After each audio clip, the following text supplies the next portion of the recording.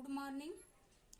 Class 8 के इतिहास में आज हम लोग पढ़ेंगे अध्याय 2, व्यापार से साम्राज्य तक।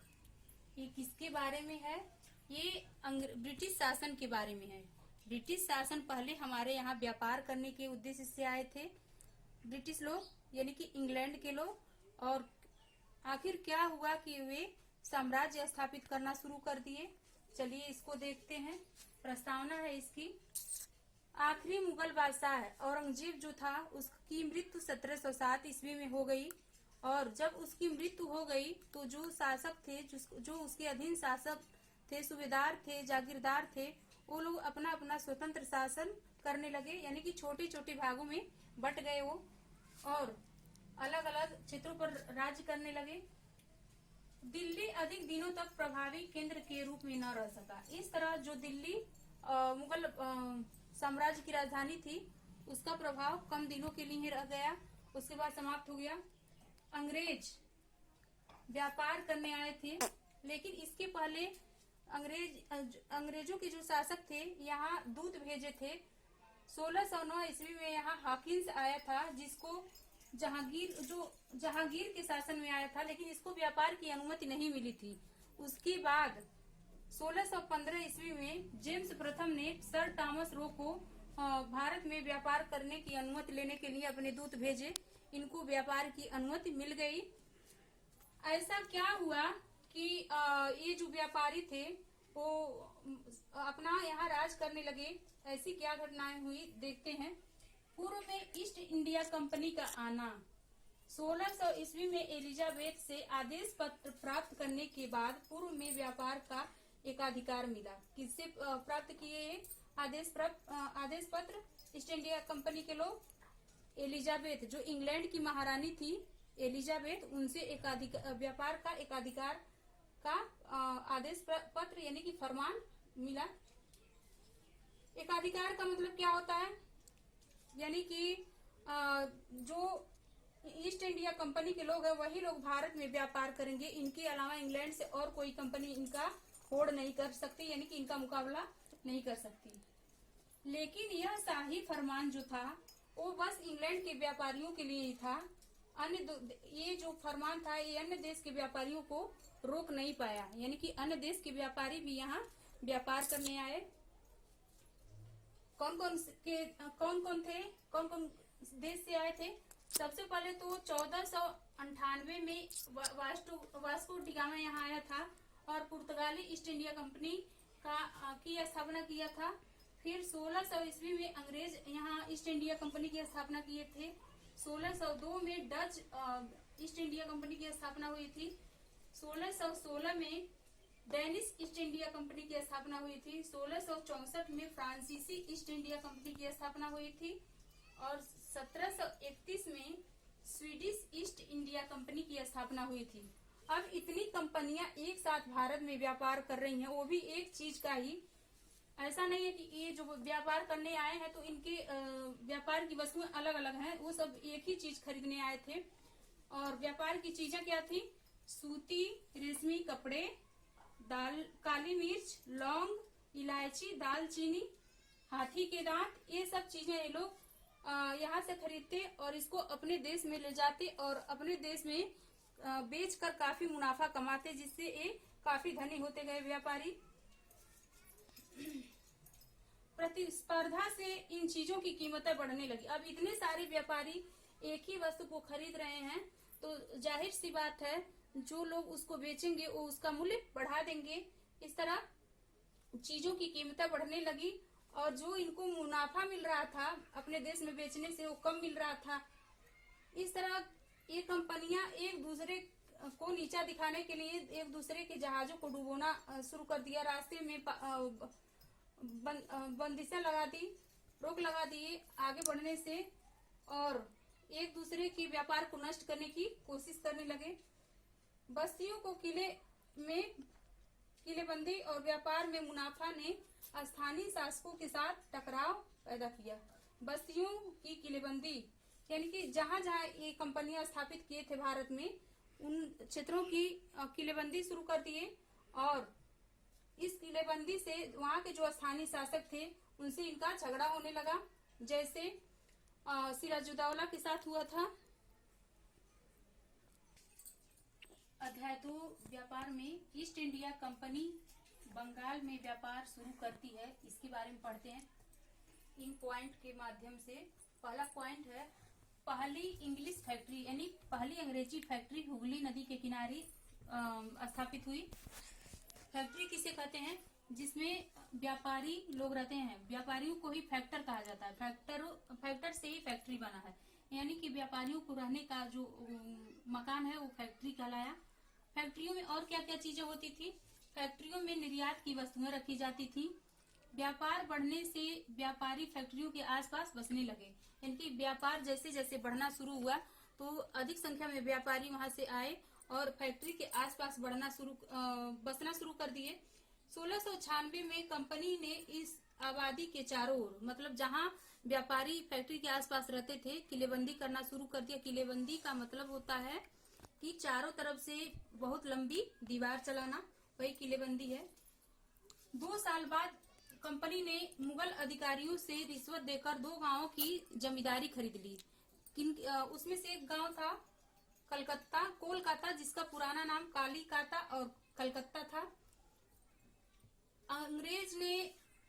अंग्रेज जो थे, अंग्रेजी कंपनी के लोग, वो औरंगजेब से एक फरमान जारी करवाए थे कि उनको बिना कर चुकाए व्यापार करने का अधिकार है। लेकिन इसका फायदा कंपनी के अधिकारी को तो मिल रहा था, जो कंपनी के व्यापारी थे उनको मिल रहा था, लेकिन जो निजी तौर पे व्यापार करते थे उनको, वे भी कंपनी अपने माल को कंपनी का माल करके और ज्यादा मुनाफा कमाते थे।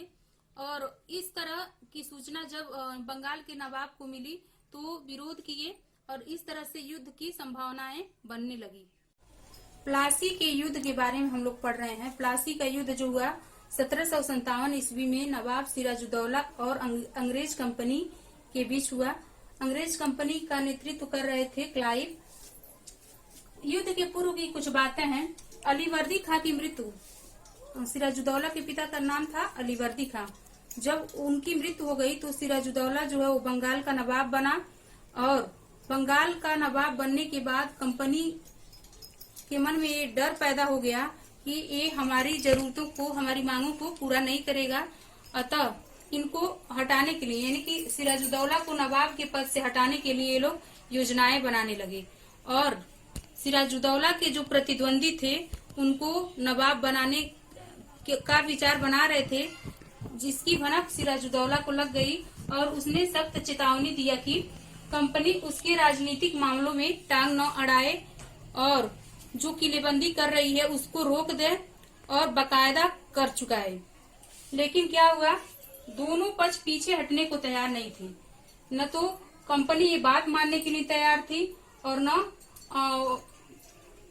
न सिराजुद्दौला उनको छोड़ने के लिए तैयार था। 30,000 सिपाहियों के साथ नवाब ने अंग्रेजी फैक्ट्री पर हमला बोल दिया। अंग्रेजी फैक्ट्री पर हमला कौन बोला? सिराजुद्दौला 30,000 सिपाहियों के साथ, और उसके अफसरों को गिरफ्तार कर लिया। किसके अफसरों को? कंपनी के अफसरों को गिरफ्तार कर लिया।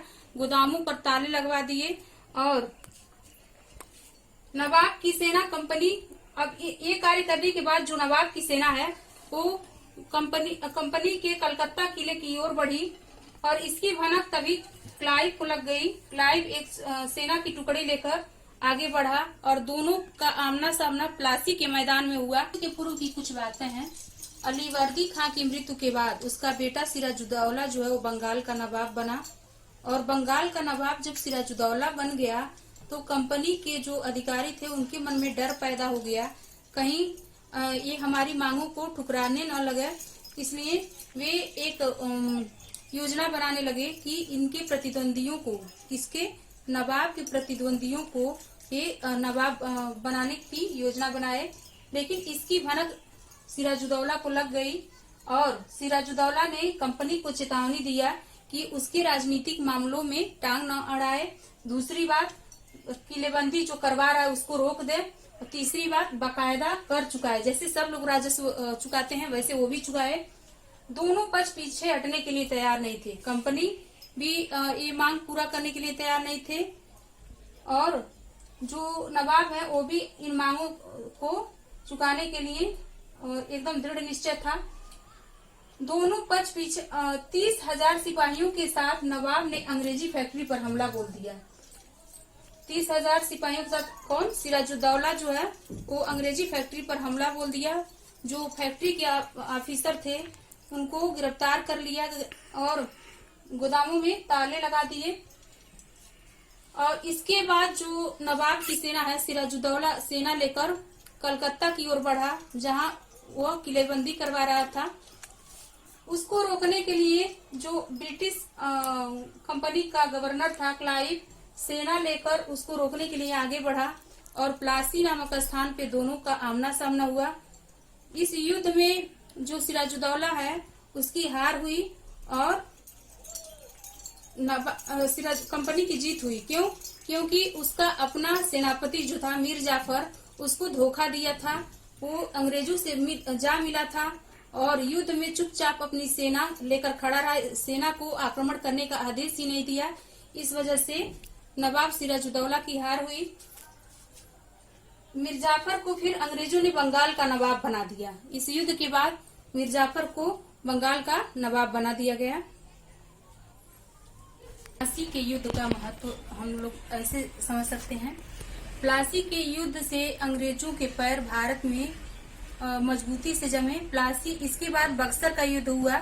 बक्सर और प्लासी के युद्ध से भारत का जो व्यापारिक संबंध था वो शासन करने के संबंध में बदल गया और उसके बाद जो कंपनी था वो मीर जाफर को बंगाल का नवाब बनाया।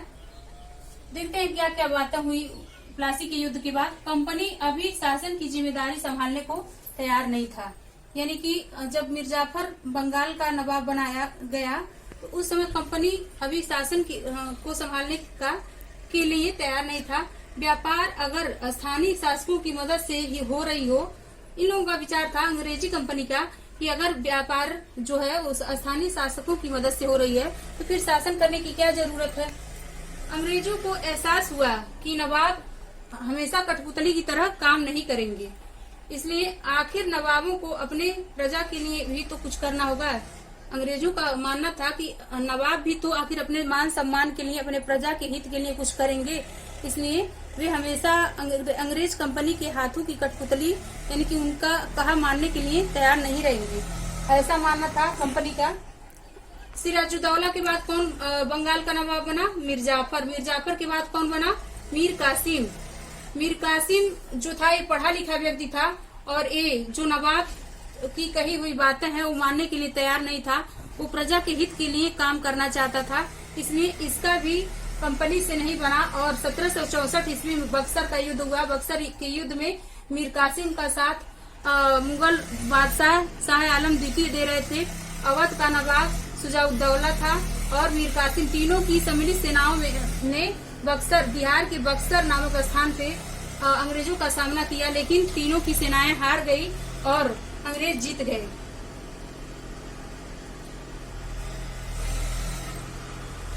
इसके बाद क्या हुआ? मीर जाफर को फिर बंगाल का नवाब बनाया गया। बक्सर के युद्ध के बाद कौन नवाब बना? मीर जाफर। मीर जाफर, और ये तय हुआ कि वो हर महीने 5 लाख रुपए अंग्रेजी कंपनी को देगा। इन पैसों से कंपनी क्या क्या जरूरतें पूरा करेगी? अपनी सैनिक जरूरतें पूरा करेगी, व्यापारिक खर्चे पूरा करेगी और अन्य जरूरतें हैं खाने पीने की चीजें वो पूरा करेंगी। 1765 ईस्वी में जब मीर जाफर की मृत्यु हो जाती है तब कंपनी के लोग ये घोषणा करते हैं कि अब कंपनी को लग रहा है खुद बंगाल का शासन करना होगा। इस तरह से बंगाल के नवाबों की कहानी है। सिराजुद्दौला के बाद मीर जाफर के बाद मीर कासिम, फिर बक्सर का युद्ध होता है, फिर मीर जाफर को बंगाल का नवाब बनाया जाता है। 1765 में मीर जाफर मर जाता है। फिर खुद शासन संभालने के लिए अंग्रेज कंपनी घोषणा करती है। व्यापार कौन करने आए थे? अंग्रेज भारत में व्यापार करने आए थे और क्या बातें हो गई कि उनको युद्ध करना पड़ा, ये चीजें हम लोग पढ़ेंगे। बंगाल में व्यापार करने के लिए अंग्रेज यहाँ बंगाल में आए। लेकिन यहाँ उनके तरीकों को देखकर बंगाल के नवाब जो थे उनसे खुश नहीं थे। और उन नवाबों में कौन लोग थे? मुर्शीद कुली खां थे और इनके बेटे का नाम अलीवर्दी खां था और इनके अलीवर्दी खां के बेटे का नाम सिराजुद्दौला था। इन तीनों लोगों से अंग्रेज कंपनी का टकराव होता रहा। एक कंपनी को रियायतें देने से मना कर दिए। कौन? ये नवाब जो थे कंपनी को रियायतें, जैसे छूट, रियायतें मतलब होता है छूट देने से मना कर दिए। व्यापार पर एकाधिकार, यानी कि इनको व्यापार पर एकाधिकार मिला था। एकाधिकार मतलब बस इन क्षेत्रों में, यानी कि बंगाल में बस यही लोग, अंग्रेज कंपनी ही व्यापार कर सकती है, ऐसा अधिकार मिला था।